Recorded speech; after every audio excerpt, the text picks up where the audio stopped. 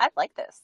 It is Sorry, fun. it's so bright here. I'll try to keep tabs on the sun because it's a little bit insane. That's okay. I can see you perfectly. Okay, we're Look, live. it's Hi, hi. everybody. I can't even tell you how excited I am today. Um, First, because I'm getting ahead of myself, let me introduce this. Why am I yelling live? Thank you for joining us. Whoever is on the broadcast, please let us know. I can see it on the screen. So as your comments come up, we can chat with you. I am Krista. I am the host of the show, and I am super excited about today because this lady I have only known, I was counting back. I was like, I feel like I've known you for 100 years. I've known you for 3 months. I have known Dayna since That's October. And that's since October, crazy. she has literally changed my life. And I consider her a mentor. I consider her a friend, and I really have only known her for like a minute in grand scheme of things.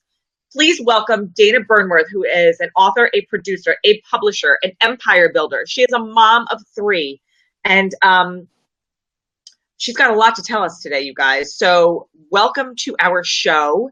And I always start with, how did you get started? I do this with all the other mom entrepreneurs and the dad entrepreneurs that I have on here. I want them to talk about what they do and what their passion is and that stuff. And I always start with, where did you start and how did this whole thing become? Thank you so much for having me. And I can't believe it's only been 3 months. That's almost not even registering It's silly. with me because I feel like we went to college together or something. I know. I mean, it's just life is just funny. So yeah, I do. I'm a mom of 1, mother to 3. It really actually started. I was in grad school. My degree is in psychology, and my discipline is forensics. And so I was in grad school, and I still wrote. I wrote all the time. I wrote at night, and I just kind of wasn't really finishing it. I'm not really one to not finish things. And at some point I gave birth to my daughter, and really kind of giving birth to her. I had 2 sons. My kids are all 4 years apart, exactly 4 years, like Okay. almost to the day. And so something happened, I guess, when I had her, where I just realized, is this really what I want to do with my life? Do I want to carry a weapon for a living? Right. 9/11 had happened 2 years prior. We Right. were living in DC at the time. That was really, truly in the forefront of us. I wanted to work for the FBI in behavioral sciences, Right. and is this what I want to do for a living now, raising kids? And I was actually pregnant with my daughter when I started writing this one story. And I had been writing. I wrote political pieces for the most part for the Washington Post Okay. and some other news articles. So I did a lot of journalistic writing, and I actually wrote a sex column that was in the newsletter for several years through my OBGYN about sex and marriage and babies and Right. all of those things. And, I would go to seminars and answer questions and give basically just my opinion. And I was kind of just a safe space for moms to come and talk to me about having a pain or a trouble, or I Right. just don't feel like myself, or Right. I feel actually awesome. Is there something wrong with me? That was Right. actually a big question a lot of people would say. And so I just started writing, and really this one story I wrote, I was pregnant and I was super, super hot. I was in Virginia. It was the hottest summer on record. And I would stay up all night writing about this Irish witch, like just standing in the Irish Sea, because I was fantasizing about pulling myself off. I felt like I was dying. And so that is where this one particular story began. And that really, because I stayed with it, it just led me to eventually, once I had my daughter and I took a trip to London to write, and I just ended up meeting who would become one of my best friends. It's a family of 4 boys. And when I say boys, they're all 6'8" and above. Right. And their dad's Irish. He was an old Irish strongman who actually had been in Wow. the circus. And he was talking to me about my name, Dana, and how it means Danube, the mother goddess, the mother of all things, like the Danube River, the river runs through. And we were talking about the Tuatha, which is the story that I was writing about my Irish witch that I've been working on now at this point for like a year and a half of just kind of sort of in school, kind of sort of not. I had taken a little bit of time off to have her. And I was also a real estate agent. Because why wouldn't I? Right. And I was investing in real estate. And I was 27. And so I'd Amazing. already bought like 2 or 3 houses by then. And so business on one side had always been important. So anyway, once I had gone over there and I really decided that entire thing that everybody tells you, that jumping, that leaping, that Yep. diving in, I Yep. dove. I dove, and I actually decided to not continue my degree because I was going to get my PhD, in forensic psychology. Crazy. And I decided not to, which was a huge decision because, of course, everyone's like, oh, but you're wasting your time and you wasted all that money. And I looked at it instead of, I would rather have not waste. I'm sorry. Pardon me, everybody. We're moving today. I'm in a car. I'd rather not waste my life doing something that Right. it does not fulfill the things that I thought it would fulfill when I was 18, Right. when I was starting. Yep. And it's different. It's different when you start having kids and realize, is this what I want to do for the rest of my Right. life? And the other side of that is because of the kind of person I am, I was also very concerned of my ability to do the job by being a mother of 3 Right. and wanting to be the kind of parent that I wanted to be. Would I be able to do that? And I came to the conclusion, very often I think we look at, You're cutting out. oh, I'm sorry. Is that better? That's better. Okay. We Okay. have a few dead spots here in Dallas. So I'm trying to work and sun. So we have sun and dead spots. Sun And and dead I spot. kind of glow. Sun and dead spots, and I glow like a ghost. So anyway, that's really where the true beginning of everything happened. That's decided I'm going to write, and I'm going to write books, and I'm going to and I'm going to make this. And I did all the stuff that everyone tells you to do. I went back to school, and I Yep. got in touch with publishers and everything. So fast forward, that book was published, and I had been writing my whole life. Like I had a Tupperware container of unfinished manuscripts that I had been dabbling with while I was in Right. school. And so I was like, well, I wrote that story. It's probably not very good, but I'm going to continue writing and Yeah. write stuff and go, it wasn't very good, but I'm going to continue. Because the number one thing I always got was that you have to finish. Yep. Even if you don't like what you're doing, you have to finish it so that you then know, okay, here's how I can change and how you grow and make changes. Right. So then fast forward into 2009. From there, we moved from Virginia to London, from London to Salem. We lived in Salem with all the witches and stuff for a Love year. it. I love that. And then we moved here to Dallas. And that was during, of course, the economic collapse. And everything was changing. And the reason this is important is because the number one thing I think writers forget and creatives is that it's still a business. Books are business, art, music, it's still the business aspect. And I really credit having done real estate with my ability to handle that side of the business, because I was able to learn, how to make profits, because these things matter. And I know you don't want to hear that when you're writing. But it comes down to things like, your marketing and your strategy and your branding and all of those things. So fast forward, we're kind of getting into the middle of like the economic collapse. Well, publishing changed. Publishing was really changing in 2008 and 9. And there was a really big freeze, and people weren't publishing, they weren't purchasing. And what they did is they weren't giving out much as far as advances or their contracts were really they were awful. And people, even to this day, are stuck in those contracts. Yeah. I have very good friends of mine who are USA Today bestsellers, and they make no money. Right. No money. Right. And so, because I'm the queen of contracts and I like all the fine print, I decided, I should start my firm that doesn't screw writers. I love this so much. Because we have to do all of our marketing and branding anyway. We have to. And Twitter was, I think, just formed. Facebook was really starting to gain momentum. MySpace had finally gone out. And everyone's like, wow, I can self-publish. Well, then you have self-publishing that's kind of, shaky.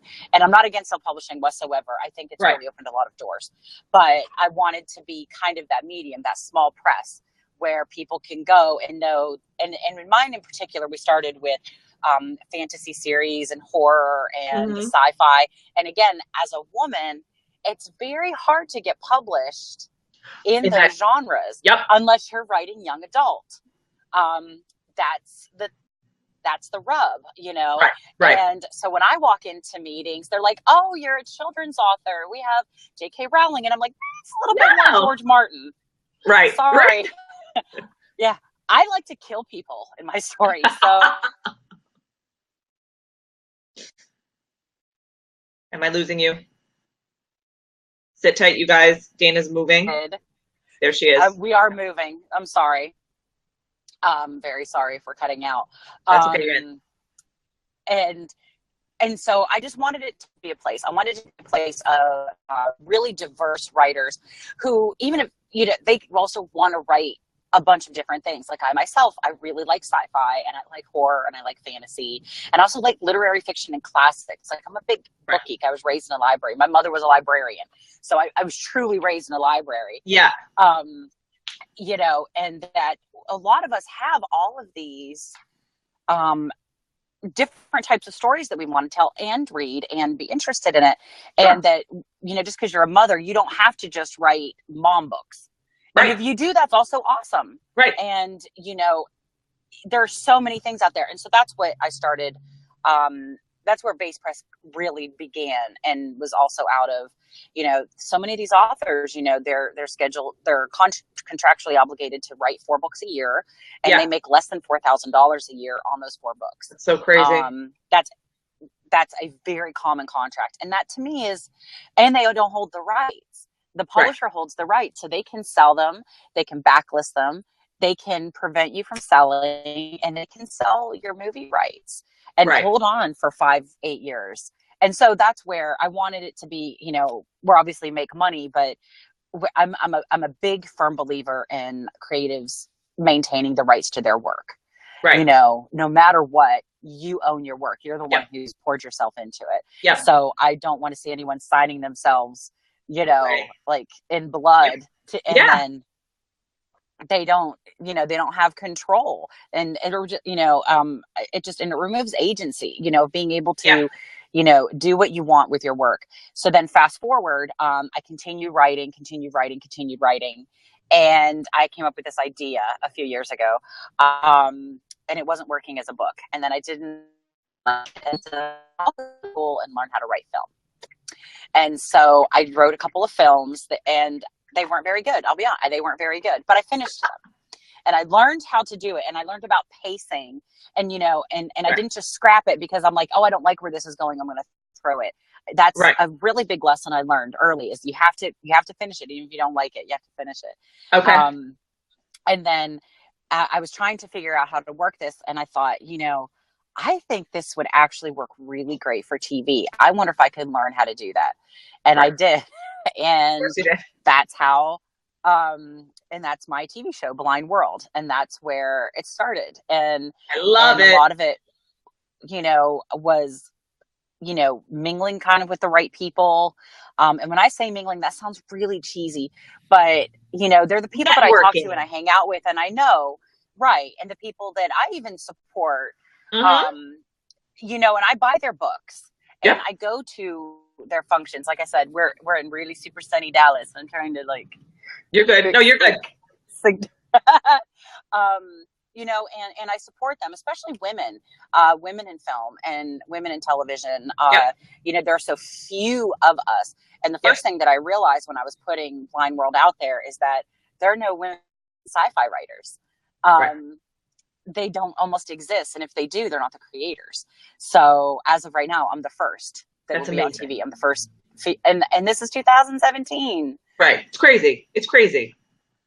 It's insane. I love it. And so Emmett Entertainment, of course, they're a production company filled with women. They did a lot of zombies and comic books. And so they jumped into, television, and they've been just so great. And it's not even just because they're all women. I think it's because also they understand what it's like being a woman here. They know what it's like. For example, I've had a few meetings where I've shown up and they're like, so my pseudonym is D. Von Thayer. I've actually had people in meetings ask me when he is coming. No, that's me. And I'm like, yeah, I'm the same person. And that's why, because of some of the confusion that does happen with it, and now with having that and starting a production company, I'm dropping Von Thayer and using my real name, Right. which means all of my books are being re-released Right. under D. I'll probably still keep it D, Gotcha. just D Burnworth. Right. I like the way the print, the aesthetics of it. I like how it prints out Yeah. Yeah. on spine, um, you know, and so that's how all of these, it was just one thing after another. And a lot of them were really born out of wanting to make sure I could tell the stories that I wanted to tell them the way that I wanted to tell them without Right. anybody telling me not to, you Right. know, or to make another Twilight, or to, which is, and there's Right. nothing wrong with Twilight. Look, if Right. that's what you like, that's what you like. My vampires are mean though, and they like it. And Right. Right. Right.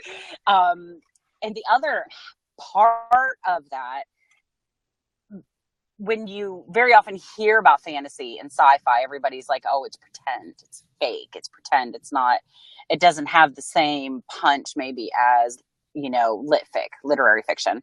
Okay. Me personally, and this is more of I guess, the creative side of me. I like telling stories that have a bit of reality to them, even though they're based in fantasy. So, like, Yep. even my show, Blind World, everything that happens there could, in theory, happen.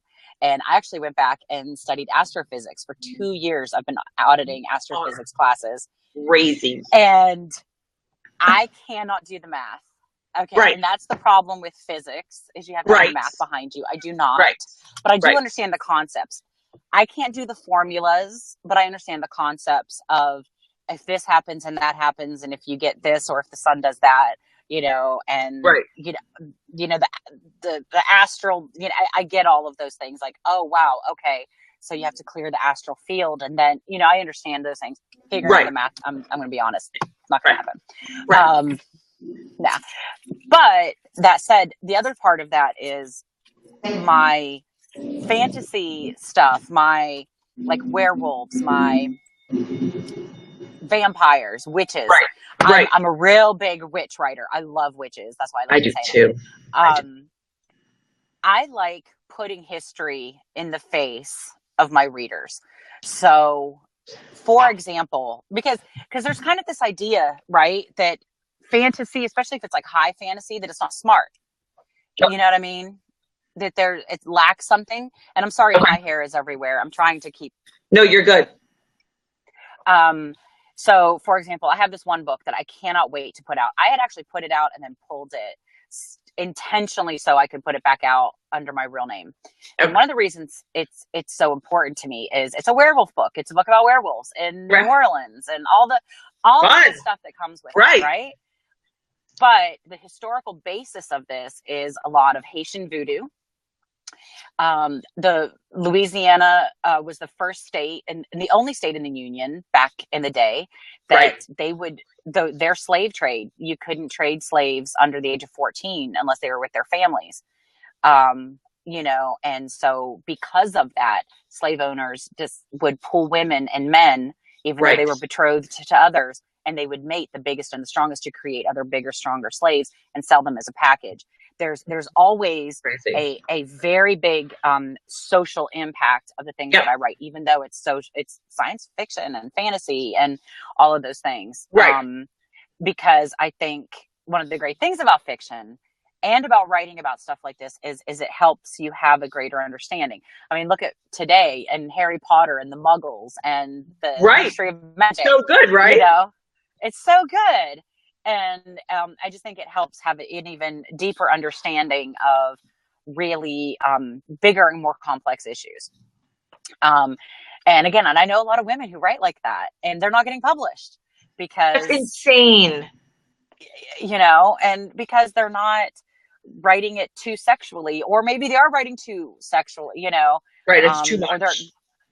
Or they're not going to the young adult crowd or whatever. And so those kind of things have always been really kind of at the heart of why I do what I do, which is why I started Wicked Blonde.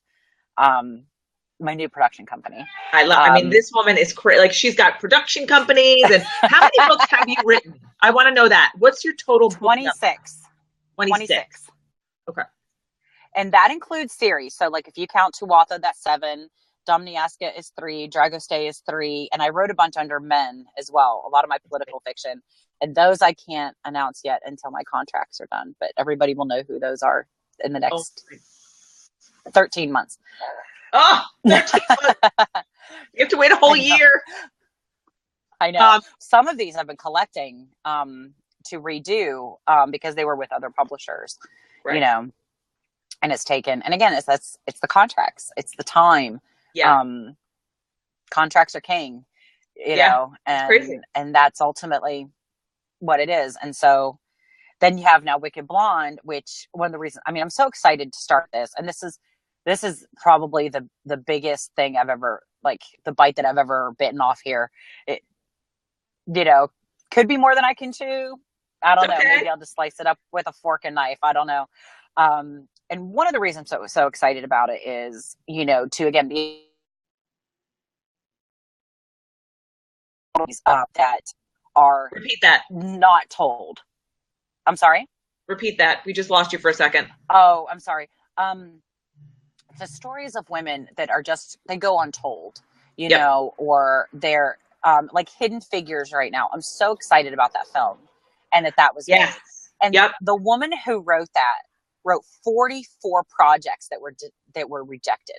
That's 44. Right. And all of her work is amazing. It's amazing. And it took Hidden Figures and it took one person to go, wow, okay. And she has the chops for it.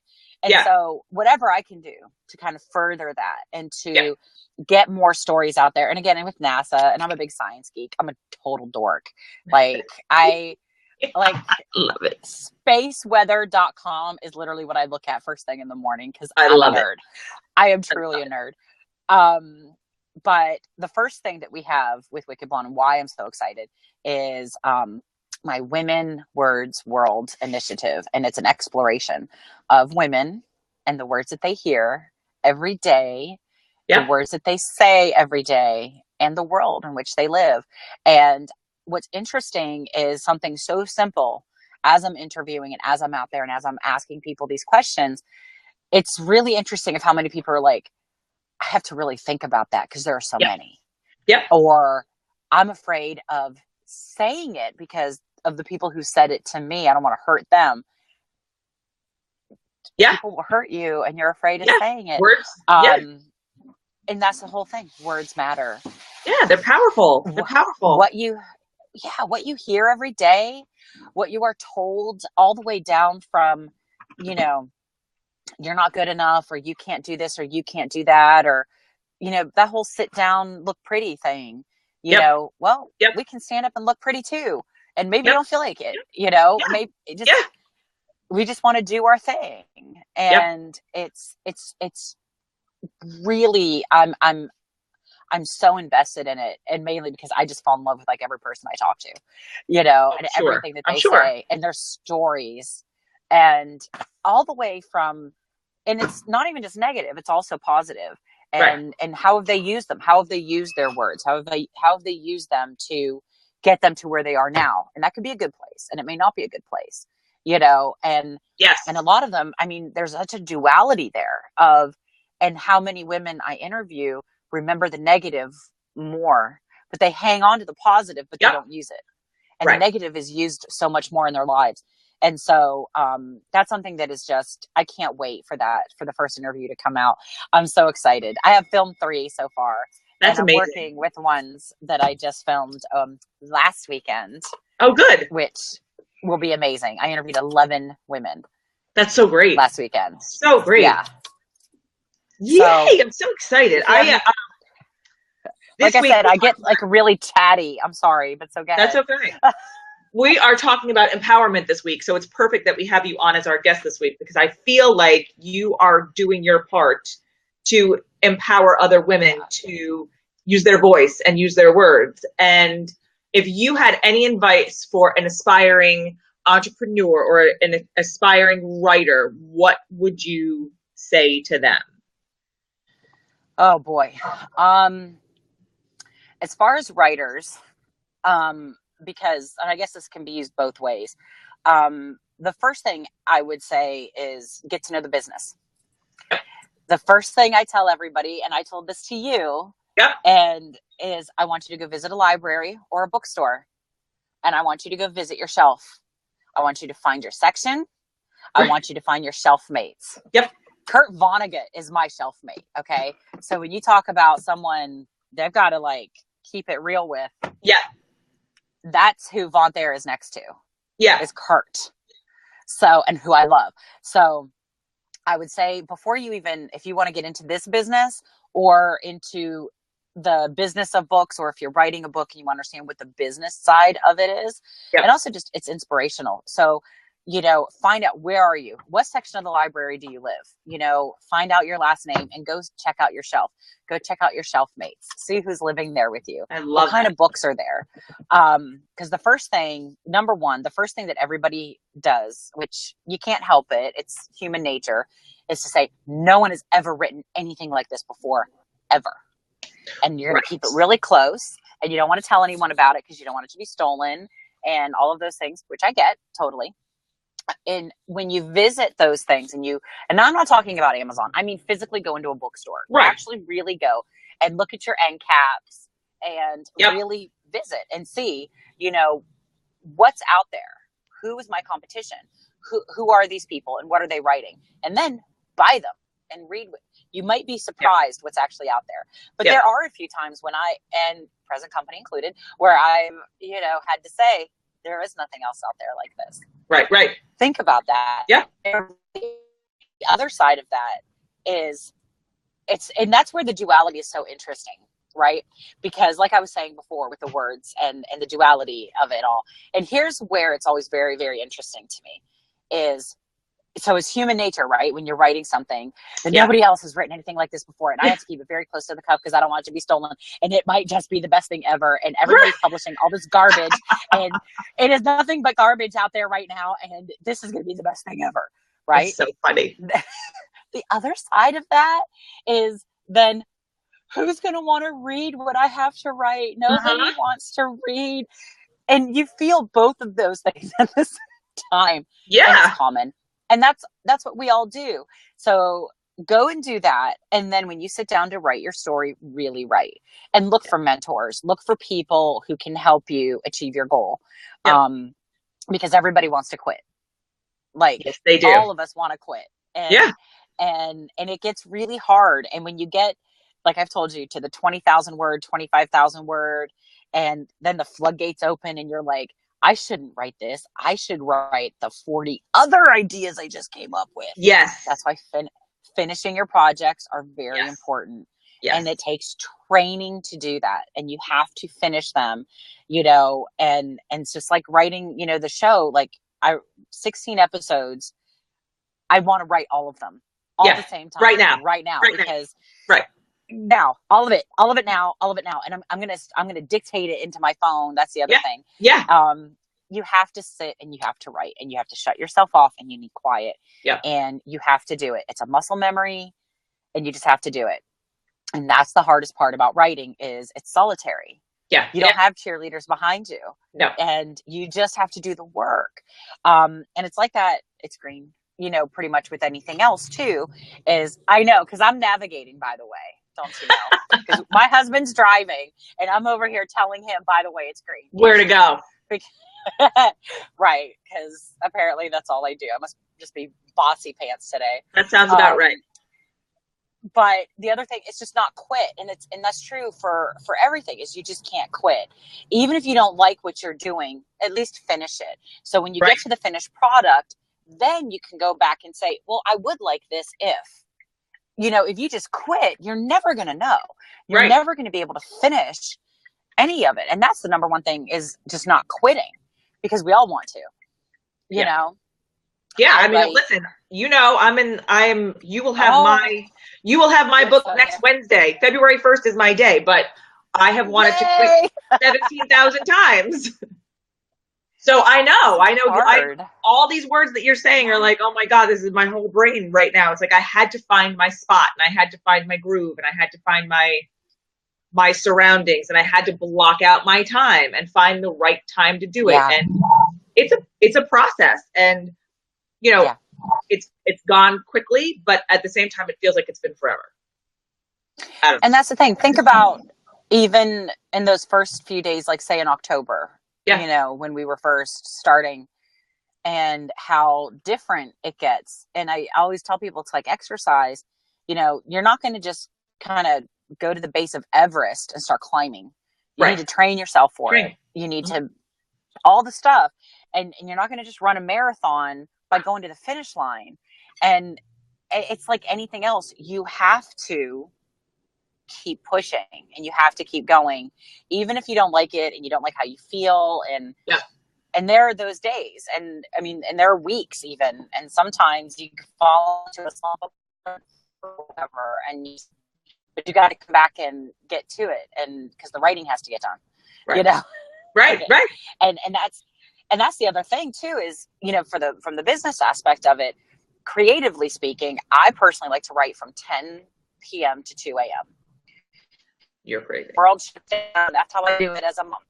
Right, That's how I handle it. It's right. having 3 kids. I have 2 boys and a girl. They're older now, but you figure I was doing this when they were little, when they Yeah, were wee little things. yeah. I couldn't write during the day. It just Right, wasn't. right. That just that Didn't work. there's no way that, yeah, it was just not going to Right, happen. So I would write when they went to bed, and also at 10. Then my husband was for the most part, in bed or about to be, or right, right, whatever. So I was like, well, I'll start writing from like 10 to 11 or 10 to midnight. And then right. as they got older, I could write later, Yeah, and I got into my groove. And so when I do those 4-hour blocks, I write 4 to 6,000 words, yeah. you That was know. me yesterday. Yeah, Did you? That's 5,000 fantastic. words yesterday. Wow. Yesterday, I don't know what happened yesterday, but I was like, oh my God, I'm just writing. I just wrote and I wrote and I wrote and I wrote and I wrote and I took a break and then I wrote more last night and I was like, I think I wrote about 5,000 words today. Yeah, I love it. That is fantastic. And coming that's what out. happens, like the more you do it, it's muscle memory. Yep. It's just like muscle memory. It's if you're starting a new workout, a new diet, if you're Yeah, starting a new class, if you're starting a new book, what do? You start with page one, if yeah, you're writing or reading it. And you just have to start, and it gets easier and you get into a flow, yeah, and you train yourself to do it. And this is probably one of the hardest things it is about even hiring writers to work now on my team, is because everybody works in a different way. yeah, you know they all, I mean, I know writers, I'm not kidding, they have like vampire teeth they'll put in, they have like little bean hats, they suck on certain candies, they have like a whole that's thing that amazing. they do. But you know what? Sometimes you need it. You need it for your motivation. You need whatever your catalyst is. I mean, you told me this Right. back in the day. It was like, Yeah, if there's a specific smell that brings you back to whatever the period that you're writing, go smell it. And if there's, that's you right. know, something you ate or something that you drank or whatever it is, go get that and surround yourself with it. And that has helped me tremendously. Yes. And especially with like what you're doing, because your olfactory senses are so um they're so powerful, and all that you don't always recognize, because how many times,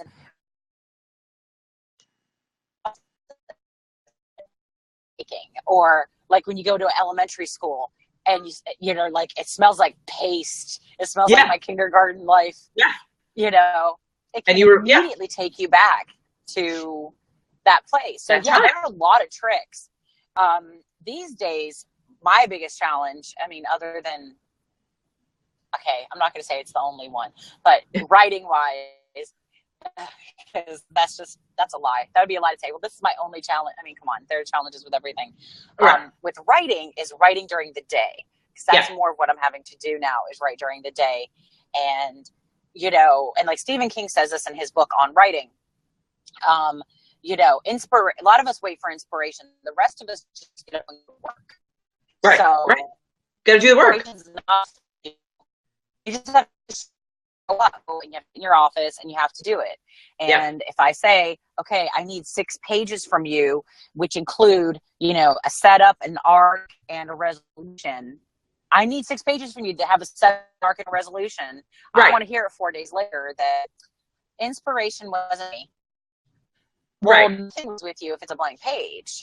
Right. And again, that's how it is with like everything. With everything that you do is, I don't feel like doing this and I don't feel like doing that. Right. It's not going to happen by like osmosis. I'm not going to just hold a blank page up to my head, or something. Right. And then the words are going to come out. You got to do the work. Yeah. Yeah. And okay, Dayna Burnworth, our time is up. We had limited time. Usually everybody that is watching this show, when I schedule time with Dayna, it's like, okay, let's just take 30 minutes. And then it's 2 hours later and it's like, oh shit, I just skipped this, and this, and we're still talking. So I know we could probably talk all day, but you have to move. Oh yeah. And I have another thing happening in a few minutes. So I would like to just say thank you. You're so welcome. Thank you. I appreciate it. I cannot wait to see your show. I can't wait to read all your books that are being republished under your real name. I can't wait. I can't wait. You have so many things going on. It's so good. I know. And it's just, I'm always just so blown away. I mean, I'm blown away by the work that everybody does and like what you do. And I mean, everything. Every time, I kind of come across something, I'm like, wow, look at what everybody's doing. And it's good. That's what's so great is just having such a great team, like supporting each other too. Yeah, it's important. There's not enough of it. There's not. Okay, so I'm going to end the broadcast. You stay right there. Thank you, everybody, for watching, and we'll see you guys next week. Thank you.